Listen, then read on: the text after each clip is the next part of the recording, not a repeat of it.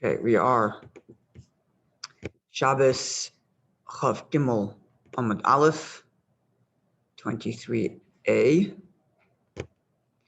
coming toward the conclusion of the Gemara's discussion regarding Chanukah. We begin with a new section that's somewhat detached from everything we've been learning up until now. It's a new set of laws. So it's about a quarter from the bottom of the page. Third to last word, Amar Rav Huna, after the colon. Amar Rav Huna says, halacha, a law relating to the menorah, the Chanukah candles. Chatzar sheyesh la beis psachim, a courtyard that has two entrances, even if there's only one home inside. So there's only one person obliged to light the menorah in there. And as we noted already, although that isn't necessarily our practice, the correct way to light the menorah is at the entrance to the public, which would mean not at the door of my home, but the door of the courtyard going to the public. So this courtyard has two doors to the public. It says, requires two menorahs, two Chanukah candles, one at each door. That's a statement, qualification and explanation to follow.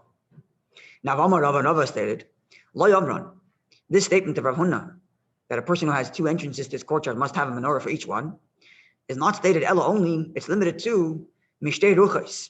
If you have the two entrances are on different sides of the courtyard. As Rashi puts it, it's north and east. Why would Rashi tell us north and east? We don't know what two sides are. Anybody? Rashi translates just to tell you how I learned to learn.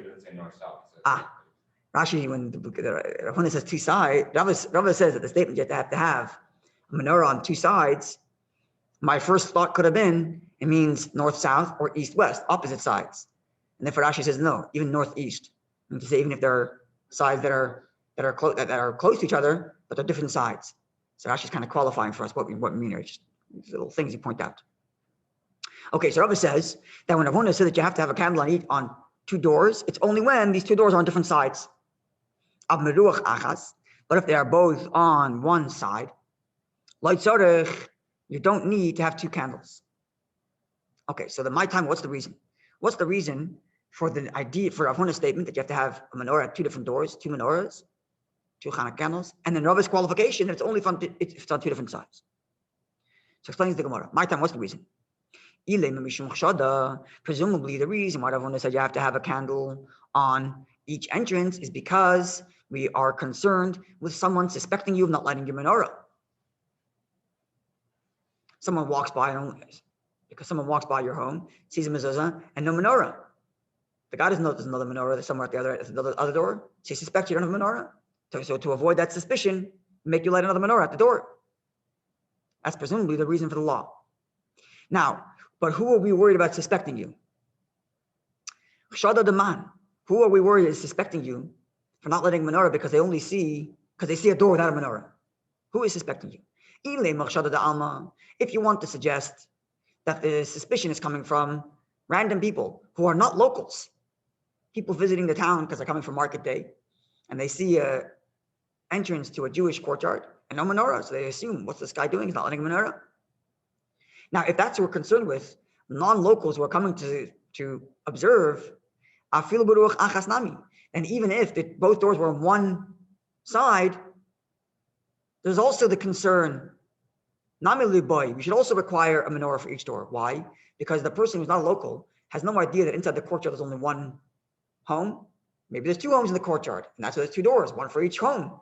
So even if it's on one side, there's also the suspicion of a non-local thinking you're not lighting the menorah, or someone's not lighting the menorah. Fair? Now, but if the concern is locals, people who know that there's only one person living in that, and then even if on two different sides, we also shouldn't require a menorah because the local knows you have another door. And the local is not going to assume not letting menorah just because he doesn't see one here. Or at least that's the Gemara's assumption at this point. Well, we know right now we know the scenario that's only one home and one courtyard, but the observer does not necessarily know that. Sorry? Right, but we're assuming that the locals know. The locals know it's only one person living behind there because they're local, and the non-locals don't know. So if we're concerned with the non-locals' suspicion of you, then even if it's on one side, you should require 2 menorahs because the non-local doesn't know one person's living behind there, and he thinks there's 2 entrances, even if they're on one side, 2 different people. If you're, and which would mean that we're not concerned about non-locals. Proof, Rabbi says, if it's on one side, you don't have to have 2 menorahs. So now that means we're concerned about the actual locals. So if the locals know that one person's living there, then even if the doors are on 2 different sides, why would you need 2 menorahs? The guy knows you have another door because he's a local, right? Okay. Says the Gemara, La'olam, rather we must say, we are concerned with locals. We're not concerned with what non-locals think. We're concerned with what locals think. The Zinnin, and it might happen that even though the local knows it's only one person, and the local knows you have 2 doors, but sometimes Mischalfi Bahai, he's walking by this door, Bahai, and he punkt on Chanukah does not walk by your other entrance. And he'll say, in the same way, the guy didn't let him know at this door, he didn't light at the other door either. So there's 2 layers of chash. There's 2 layers of suspicion. Their initial suspicion was because the person doesn't know how many people inside are required to the menorah. And then we said that the local does know how many people, and therefore why would it be a concern? Now we're saying to a level deeper of concern.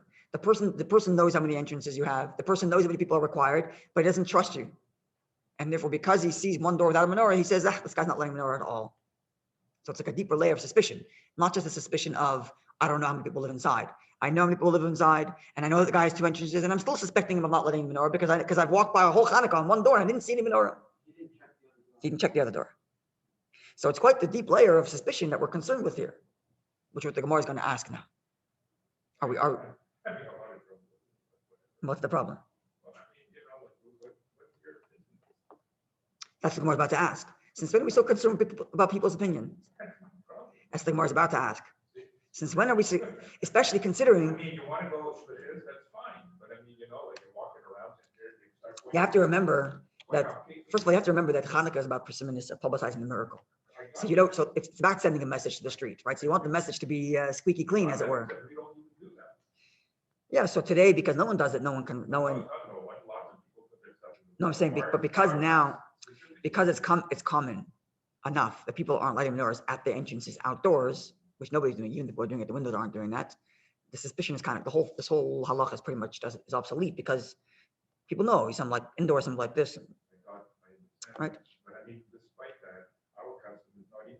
Yeah, we talked about that before. Electric, fine. In my office, I have an electric one. Yeah. So anyway, some people like it like actually. Most do. In your Shalayim, the whole thing is outdoors.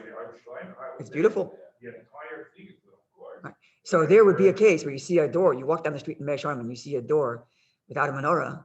You'd be very curious, like what's going on here? Why is the guys? So nowadays you might conclude, oh, he's a Lubavitcher. Right. I'm joking. Or something like that. But anyway, okay. The Gemara is not going to ask such a layer of suspicion we're concerned with someone suspecting that you're not fulfilling Torah command.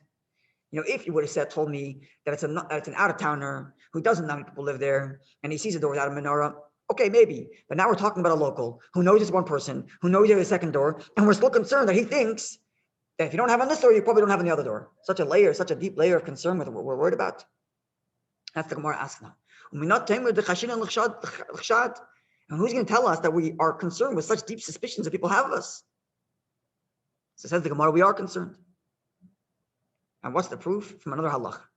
The Tanya, if we've learned, Rabbi Shimon said, there are 4 reasons why Torah says, Laniach peya, to leave the corner of your field. That's what peya means. Peyas means corners. These are corners of the head. That's what's called peyas. Right? These are corners of the beard, corners of the face, called peyas also. Pasa zaken, it's peyas of the face, or the beard. So peya means a corner. So the halacha is that when it's a mitzvah from the Torah, one of the mitzvahs of providing for the needy, if you own a field in Eretz Yisrael, certainly you are plowing your field, you leave a corner and allow and allow the poor to come and collect. So the halacha is that the corner has to be left as you conclude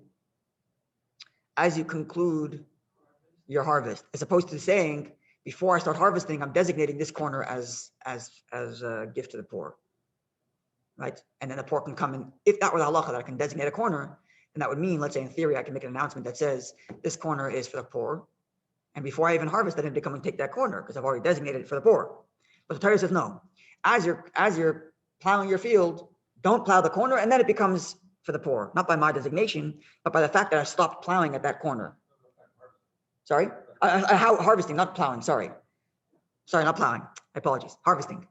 As I'm harvesting, it doesn't get designated to the poor until I've actually harvested the rest of the field, and then left it in the corner. So why in that way? Why not allow designation before I harvest? I designate that corner, and then whoever wants can come and take at that point.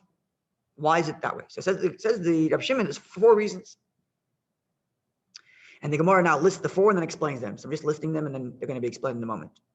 Number 1, because of poor people who are stealing. Number 1. Number 2, because you're wasting the poor people's time. Number 2. Number 3, because of suspicion. And this is the support for the notion that we're concerned with suspicion.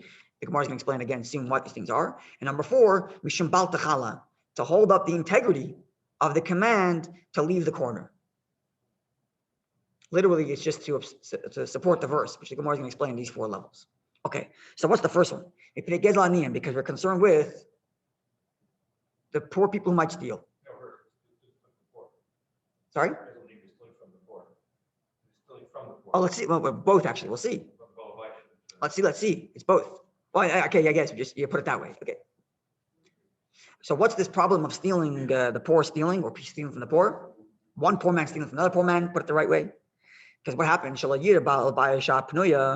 If I, as an owner, am allowed to designate the corner of my field before I harvest to give away for the poor, so I'm going to find a quiet time when no one's there, and I'm going to call my best friend or my relative who's poor and tell him, I'm now designating that corner as paya. Go take it. So if it's by designation, so nobody else knows unless I make an announcement. So I'm not going to make an announcement. I'm going to call my friend or my cousin, and who's poor, and say, look, I'm right now designating that corner as paya. Go take it. But now that the law is, it doesn't get designated until I'm done harvest. As soon as I start harvesting, everybody sees, everybody knows, and everybody comes. Everybody has equal chance. Reason number 1. And that's the issue of the thieving, the stealing poor man. Sorry? By the way, this is a sidebar, just to open up a can of worms in your head for the fun of it. These halachas are the halachas in Torah that support the notion of socialism. Just now. To a certain extent. But the land's owned by Yeah, not full, not so socialism, but to some degree, because especially because the Bezdin can go around, the Bezdin can go around and compel these rich landowners. So you're not giving enough to the poor. The Bezdin has the right to do that. Anyway, just stop. When we're done this, I'll say a story which gives us a little more context, but just for the fun, throw that out there. Okay, number 2. So that was reason number 1 about the thieving poor people. The owner is going to be in cahoots with some poor man that he likes and give it to him. Now we're top of Chaf Gimel Mebez 23b. Reason number 2, why the Torah says the corn should be left at the end of the harvest rather than designation before the harvest. Because you're wasting the poor people's time. How's that? So that, in other words, if it's by designation, so in order for the poor people to know, in order for the poor people to get that corner before anybody else takes it, right? Because any poor person can come. So it's basically a first come, first serve. So how am I going to get the corner? I got to sit there and wait, mashaman, and guard myself and think to myself, now the owner is going to announce that it's corner. I have to stand around, wait for him to make an announcement. If it's at the end of the harvest, so as soon as he starts harvesting, word gets out he's harvesting. It takes a day or 2 or however long it takes to harvest. And I know it's going to happen the next day or 2 or the next few hours, I know. So there's a heads up to all poor people to gather around and first come, first serve. But if it's a question of designation, when's the heads up? There is no heads up. So the poor people are standing around waiting to hear an announcement. Not fair. And therefore, Torah says, leave it at the end of your harvest. That was reason number 2. Reason number 4, because of suspicion. Sorry, question. Yeah. On the harvesting, I mean, most people do it around the same time anyway. Yeah. It's like February. No, it's all within the span of a few weeks. Window. It's still within the span of a few weeks. But if I can designate before, maybe the window's bigger, because I can designate it a month in advance of harvest. Right, so there's a greater window if it's designation. If it's taka harvest, you're right. It's all within a span of a few days. The poor people know, stick around for these few days. That's what's going to happen, right? But so further supporting this idea. Yeah, good point. That was reason number 2. Reason number 3 is because of the suspicion. What's suspicion? So when I'm harvesting, because those who are passing by watching me harvest shouldn't say, Adam, let curses come upon this person, because he didn't leave the corner to give away. And they don't know that I designated a month ago. And people already took. Because when I harvest my field, I'm harvesting the whole thing. And a month ago I designated, and poor people came. Maybe even the poor person was my cousin that I was in cahoots with. Yeah. So he came, he collected, I fulfilled my mitzvah, technically speaking. But now when I'm harvesting the whole field. And passerbys look at me and say, this guy's not leaving payah. Let him be cursed. It doesn't even have to be that worse. It could be, you made the announcement, this fellow that was in here. Yeah, I'm adding another layer, but it doesn't have to be that way. It could just be I made an announcement, poor people came, they took it, I fulfilled the mitzvah. But when I harvest, there's no visual of the mitzvah when I harvest, because it was already done earlier. So that people will say, people give them a curse. Now it's interesting, maybe, so this is the proof, by the way, that we're concerned with chashad, we're concerned with suspicion. But Jacob's question didn't go anywhere. We just brought another example where you are concerned with suspicion. It didn't answer why are we concerned with what people think. But maybe the Gemara does give a little answer here. Because the Gemara says when the suspicion happens, the person curses me. And there's a problem. We don't want people cursing each other. Maybe that's the reason. Maybe. Here you're looking at a mitzvah that's a commandment to do a particular thing that the Torah. Same thing with the menorah. It's just a rabbinic commandment. This is. But how could you equate the two? Like cursing someone for not having lit the menorah versus giving away my Yeah. money? Unfortunately, That's a look. personal thing versus something. Look, we hope that people don't do such things, but unfortunately, the reality is we know people today that would do such a thing. Look at those terrible for not doing mitzvah. I was going to say it 10 minutes ago, but it leads to a whole bunch of other things. Like you're going, like Lashon Hara, the whole bit. I mean, Yeah. It doesn't stop there. So there's in halacha, there's a fine line. There's a fine line that halacha dances between over showing off your piety. Not everybody has to know every chumrah you do, and at the same time, people should know you're doing what's right. Right. Okay. There is this balance in merzi ki yura. You shouldn't seem like you're showing off. At the same time, Should be a good example. people should see that you're behaving the way you're supposed to. I got that. So this is the balance here. Gemara's kind of talking about. Okay, so and maybe we're getting an answer here. I'm just suggesting because the Gemara doesn't say so clearly, but it could be that now there's a reason why we're concerned with people suspecting us because there's a curse that comes along. That's what the Gemara puts it here. The passerby is cursing him. Let this guy be cursed because he didn't do the mitzvah of payah.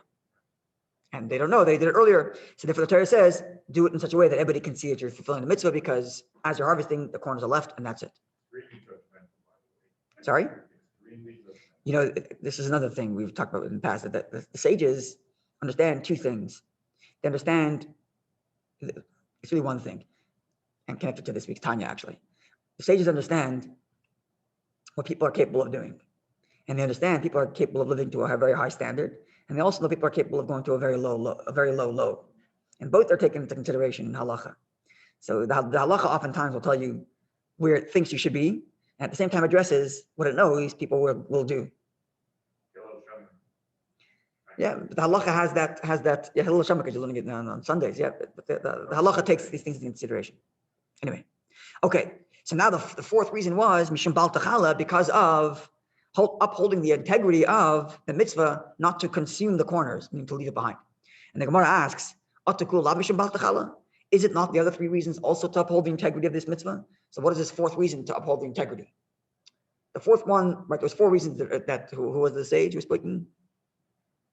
It was Rabbi Shimon. He said there's four reasons why we're leaving it at the corner rather than designating before. And the fourth reason was to uphold the integrity of the commandment not to consume the corners. Is it not the first three reasons also to uphold the integrity? What's this new element? So explains the Gemara. Rabbi explains, because of another low, because of swindlers. When pressed by the Bezdin, how come you didn't leave your corner? He's going to say, oh, I did it a month ago.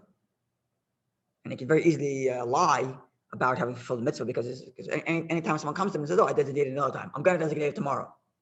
Whereas if you have to leave it while you're harvesting, it's one time, and either you did it or you didn't do it. And it becomes very clear. The Bezdin can go around and say, look, you didn't leave the harvest, you got to give. Okay, so that concludes this set of halachas regarding shad, about the suspicion, all to substantiate the claim that we are concerned with people walking by your home and not seeing the menorah, at least under such circumstances back in the day when they were lighting outdoors. And therefore, if you have two doors going to one home via a courtyard, then if they are on two sides, you have to light the menorah on both, because it's possible for a local who knows you live there to walk by only one side. But if they're both on one side, you don't have to, because the local knows that there's one person living there and he sees that one door is a menorah, and if there's no issue of concern. Trying to picture how that would be if we have two doors next to each other, Yeah. one entrance, or is it two walls? So that would be two sides if it's two walls, right? If it's one wall, I mean, it's just a very wide courtyard, and there's two entrances to the courtyard. Someone goes through, just passes by, he's like going down the road. He's passing by both, so he would see one. But if he's walking down one road and the other entrance is on the other side here, he's not seeing it. Yeah, but in this area, a lot of houses on a corner. Correct. And they have like two doors. Two doors, yeah. Like one on the one. Not uncommon. Okay. On the side, privacy. Yeah, well, garage door or regular door? I'm joking. Back then they didn't have garage doors. Anyway, so I just want to share that story that I was going to tell you. So the story is that the previous Rebbe was traveling during one of his travels for communal affairs, and as it was at the time, then political philosophies were being discussed. There was the beginning of before the revolution, or around the Russian Revolution. They were talking about socialism, capitalism, or this or that. So there was a few. This was the hot topic. Hopefully today's not like that, but that's something like that. Everybody's talking about different forms of government and which one, the virtues of them all. So the previous was in some hotel, and he meets with other Torah leaders, and they're discussing which of these forms of government is most true to Torah. And each one was bringing a proof from Torah for why they think that form of government is correct. Socialism or capitalism or full-out communism or whatever the different opinions were. And the previous Rebbe said like this. He said, Torah, as God's word, is the ultimate good. Everything else in this world has some good and some not good. And therefore, in every form of government, you're going to find some element that's good and some element that's not good. And the good element of that government, of that form of government, is going to be drawn from Torah, because Torah has all the good. So, and therefore, Torah is not going to be pigeonholed into one version or the other. It's going to have the best elements of all of these different versions. And then all these different versions only have that one little part, ignoring the rest of the good that Torah has, and therefore has its faults. So it reminded me of the story. I'm just suggesting, I had this discussion once with somebody about these laws being the part of Torah that would support whatever good element there is to socialism, in which the people who have means are responsible to those who don't have means. Right? That's the law in Torah. All these laws of tzedakah. Bezdin ma'asin al tzedakah. Bezdin can go around and go to a guy and say, "We know you have more. You haven't given enough charity. Pay up."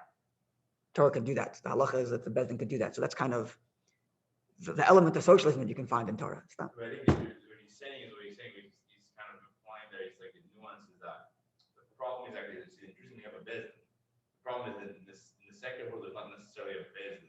That's what makes it. It makes it very different. Exactly, because you can have a good system, but the problem is that it goes on the person changes, right. And then the whole. Yeah, the Torah also has a checks and balance system. Yeah. And within its structure, you have the Sanhedrin, you have the king, you have the Kohen Gadol, and they're countering each other. They have different decisions that they can make without each other or with each other. It's not like the one person has all the power in Torah either. Become where one person is all that's the In problem. theory, it could become that way, yeah. In secular, Yeah. And by the way, in terms of full-on socialism about private property, Shemitah is an example. For once a year, no private property. Once every 7 years. Yeah, it goes back to the original owner. But then there are times where you sell something and you go back to the original owner, right? So there is some element of you not fully owning your property also in Torah. Sorry? Yeah, assuming you have a full halachic state in Eretz Yisrael, there are elements of each of these types of government. Anyway, okay, just something to think about. Just wanted to know, Yeah, on the corners of the field, yeah. has there been any discussion about what that means, the corner in terms of size? Yeah, so I remember correctly. There The is guy who was very Elu Dvarim She'en Lahem Shir. We say this every morning in our davening. We say every morning in brachas. After we make the bracha on Torah, we read a Mishnah. And we say Elu Dvarim, these are the things She'en Lahem Shir, that don't have a measure. Hapeya. So there's a shear. I think it's 60th. What is it? 160th. It's a bit rabbinically, but biblically speaking, there's no shear, as long as you leave something. Biblically speaking, but the sages have recommended a certain size. I guess the community had For it seems for the most part, the Bezdin kind of told people, okay, you got to give this, you got to give that. That's what it seems like. The Bezdin was on top of this kind of stuff, knowing what people are capable of, knowing the needs of the community. Right. So at one point, if the poor are fed at a certain point, the owner can go and reclaim the stuff back. But usually the Mishnah is very detailed about size of things. Yes, but the sages enacted that. Biblically speaking, Ein Lahem Shir. That's the Mishnah we read. Elu Dvarim She'en Lahem Shir. These are the things that have no measure. Biblically speaking, if I'm not mistaken, it's 160th. I think that's the rabbinic number. Yeah. Okay. Have a wonderful day, everybody. And it could be, by the way, that biblically speaking, it's dafka no shear, because the Torah wanted that the sages to decide who should give what. It's quite possible, because every circumstance is different. Maybe this guy, he has a lien on his field, and he can't afford to give away so much. The other guy is only inherited his field from his great-great-grandfather. He got it scot-free, and is producing tons, and he can give more, right? So maybe the Torah dafka did not put a measure, so that the sages can impose a measure according to circumstance, perhaps. As opposed to, right. Well, given from the silo, but they also can come collect. I know, but they don't have to do the work, but in case it's, yeah, They actually have to go harvest. harvest themselves. They have to harvest themselves. Yeah. That's it. Unless it's not well, they have to actually Sorry? work. They have to work for He has to work for his free, he has to work for his free lunch. He has to go harvest. That's what you have to work for. Yeah. There's There's also different types of, sometimes there's, like for example, pay, I can't choose which poor person to give it to. Other types of things, my son, I could choose which poor person I want to give to. Do they have to eat it on site? No, they can take it home. It's grain, having eaten it on site. They have to take it home, grind it, Oh, I was thinking- make flour, make bread. Fruit could be as well, but they don't have to eat this on site either. I was thinking of workers.